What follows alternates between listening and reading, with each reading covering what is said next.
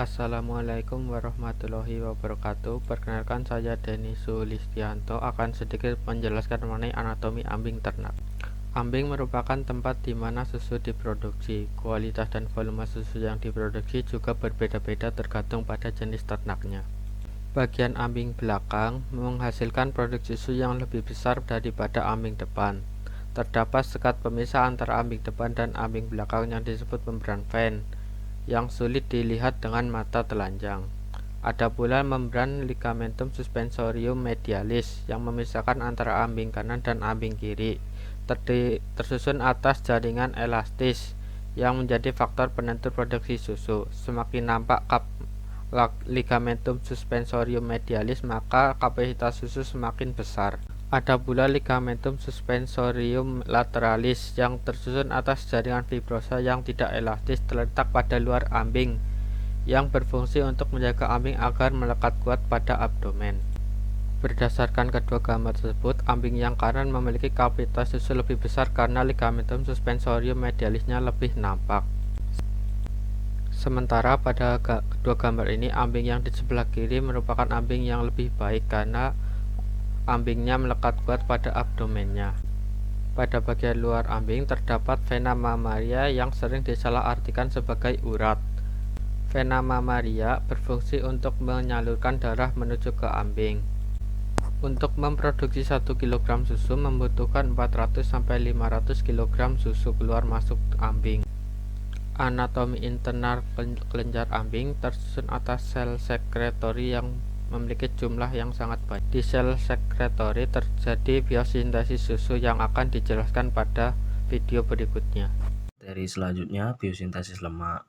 Biosintesis lemak pertama, ternak makan pakan yang mengandung serat kasar, lalu masuk ke rumen dan difermentasi oleh mikroba dan menghasilkan VFA.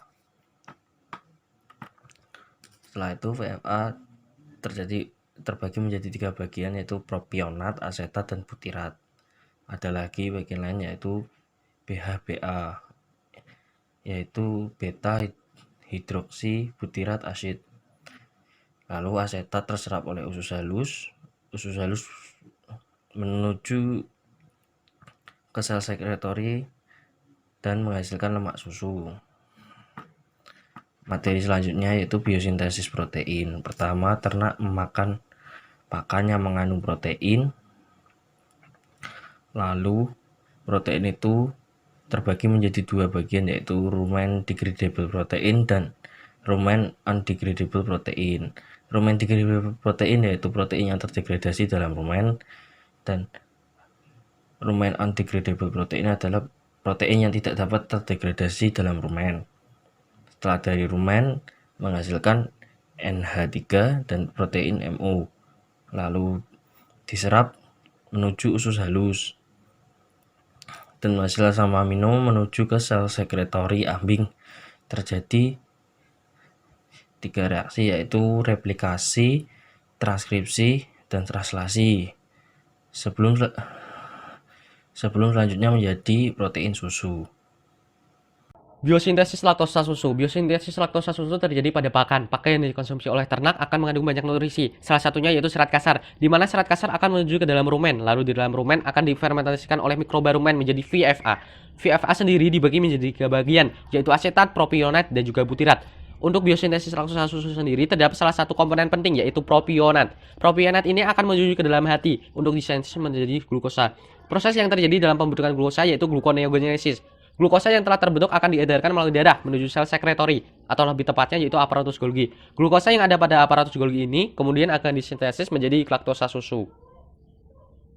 Methylation positif dimulai dari adanya stimulus yang berupa rangsangan. Stimulus atau rangsangan tadi akan dibawa oleh spinal cord menuju hipotalamus. Hipotalamus akan mengeluarkan RFO atau releasing factor oksitosin. RFO akan membuat hipofisa posterior atau kelenjar pituitari. Kemudian hipofisa posterior akan mengeluarkan oksitosin positif atau mengekskresikan oksitosin. Kemudian oksitosin akan dibawa oleh vena jugularis menuju ke jantung. Dari jantung akan dipompa menuju ke aorta. Dari aorta akan dialirkan melalui 2 arteri, yaitu arteri pudenda interna dan juga arteri pudenda eksterna. Oksitosin tadi akan masuk ke dalam sel sekretori, di mana dalam sel sekretori akan terjadi sintesis susu. Kemudian oksitosin akan masuk di bagian lumen, kemudian akan masuk ke bagian Glenn-Kirsten. di mana di dalam glycation sendiri oksitosin akan membuat glycation berinteraksi sehingga akan membuat annual fold-nya terbuka. Kemudian setelah annual fold-nya terbuka, susu akan masuk ke bagian Zeitgeist dan juga ke bagian Zeitmetes sehingga akan keluar melalui street canal. Susu yang keluar tadi dinamakan milk down positif.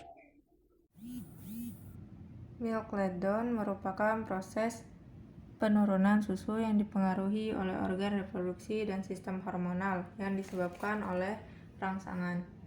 Milk letdown ini terbagi menjadi dua, yaitu milk letdown positif dan milk letdown negatif. Terjadinya milk letdown negatif dimulai dari adanya stimulus atau rangsangan yang berupa rasa sakit atau stres. Stimulus ini kemudian ditangkap oleh spinal cord berupa impuls. Spinal cord akan memerintahkan kelenjar adrenal yang terletak di atas ginjal untuk memproduksi hormon epinefrin. Hormon epinefrin dapat memicu ternak menjadi was-was sehingga ternak stres dan menyebabkan sulitnya pengeluaran air susu dari ambing. Hormon epinefrin ini kemudian masuk ke dalam vena jugularis menuju ke jantung yang kemudian dipompa melalui aorta menuju ke arteri pudenda interna dan arteri pudenda eksterna. Di dalam arteri ini, hormon epinefrin menyebabkan terjadinya penyempitan pembuluh darah sehingga hormon oksitosin yang berperan dalam produksi susu tidak dapat masuk ke dalam sel sekretori, lumen, dan gland cistern yang merupakan organ yang berperan dalam produksi susu sehingga susu tidak keluar. Materi berikutnya adalah uji berat jenis susu. Uji berat jenis susu adalah salah satu metode pengujian susu yang berhubungan erat dengan kualitas fisik susu.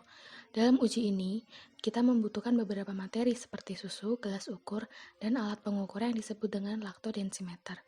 Pengukuran dilakukan dengan menghomogenisasikan perhitungan produksi susu pagi dan sore dengan rumus pagi sama dengan produksi pagi per total produksi dikali 400 ml. Sedangkan untuk sore sama dengan 400 ml dikurangi dengan hasil perhitungan pagi. Kemudian keduanya akan dimasukkan ke dalam gelas ukur dan diukur dengan laktodensimeter.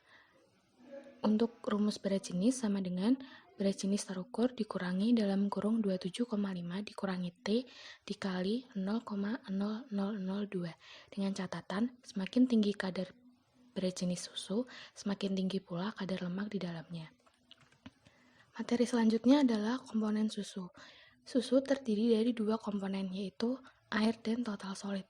Untuk total solid sendiri terbagi menjadi dua, solid non-fat atau tanpa lemak dan fat. Untuk solid non-fat sendiri terbagi menjadi tiga komponen, protein, laktosa, vitamin, dan mineral. Dengan catatan, kandungan rata-rata air di dalam susu adalah 87%.